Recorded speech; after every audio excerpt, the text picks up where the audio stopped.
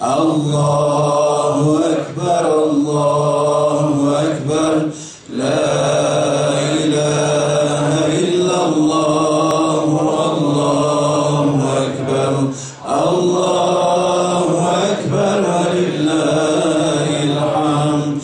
Allahu Ekber, Allahu Ekber, La ilahe illallah, Allahu Ekber, Allahu Ekber ve lillahil hamd. Dei musulmani kanjuheja, ilo juroja, wa ide Rabbi alemi, hamdu şükür jerabe, ku ilo medluhan diye dina ruka mübarek jide ruahane kayıp. Rua ide penj roye ku mübarek her du roye ida rua ine rua kadire rua arakate bana gelek ide ilo rua ide ji evvel.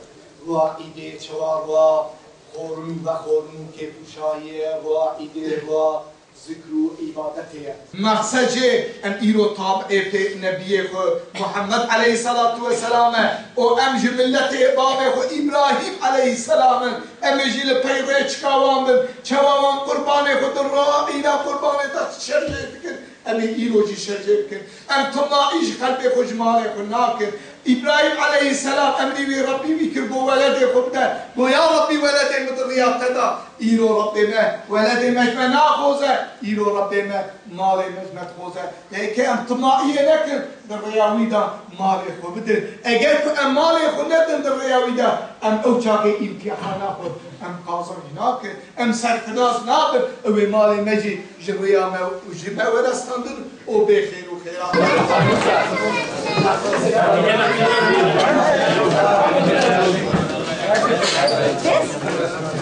Zeynel abiye sor.